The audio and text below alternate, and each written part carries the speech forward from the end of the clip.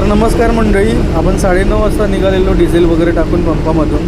तुम्हाला प्रश्न पडला असेल, आदित्य झोपला आणि मी गाडी चालवतो, तिसरा माणूस कोण? तर हा आहे आपला तिसरा माणूस, आमचे छोटे बंधू राज. केरळ फिरायला चाललेत. पहाटेचे वाजले 4 आणि आपण आता पोचलोय कुडाळमध्ये. रस्त्याला खूप धुकं आहे मित्रांनो बघा. तर पणजी वगैरे पास करून आलोय आता आपण ओल्ड गोव्यामध्ये मित्रांनो. आपल्या कोकण पट्ट्यात आणि गोव्यामध्ये बघा, गाडी कुठेही लावून झोपलात तरी तुमची एकही गोष्ट चोरीला जाणार नाही, एवढं मात्र नक्की.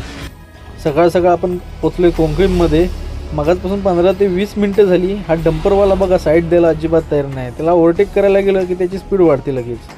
तर शुभ सकाळ मंडळी, सकाळचे 9:30 वाजलेत आणि आपण आता आलोय कारवारमध्ये. रात्रभर काही मीच गाडी चालवत होतो. आदित्यचं जरा डोकं दुखत असल्या कारणानं तो काही गाडीवर बसला नाही, सो रात्रभर मीच गाडी चालवली. हा आता तुम्ही बघताय तो नवीन ब्रिज आहे कारवारचा. 2021 साली आलो होतो तेव्हा जुना ब्रिज होता. गेल्या वर्षी तो ब्रिज पडला पूर्णपणे, एकदम स्टार्ट टू एंड. तर आम्हाला झालेला सकाळी सकाळी चहा प्यायचा मूड. एकदा का गोवा आणि पास केलं, कर्नाटकमध्ये आलं की चहा व्यवस्थित नाही भेटत. तर आज आम्ही स्वतः चहा बनवणार.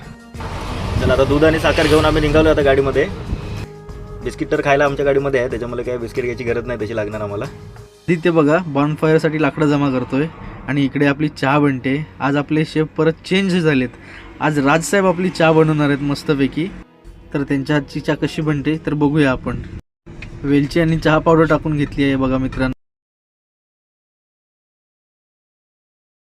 तर चहा वगैरे पिऊन झालाय मित्रांनो आणि आता आपण जरा डॉगेश भाईंना खायला घालूया, कारण का त्यांना खायला घातल्याशिवाय आपला दिवस नाही पूर्ण होत बघा. आदित्य आता गाडी चालवणार आहे आणि मी आराम करणार. तर चला भेटू पुढच्या व्लॉगमध्ये.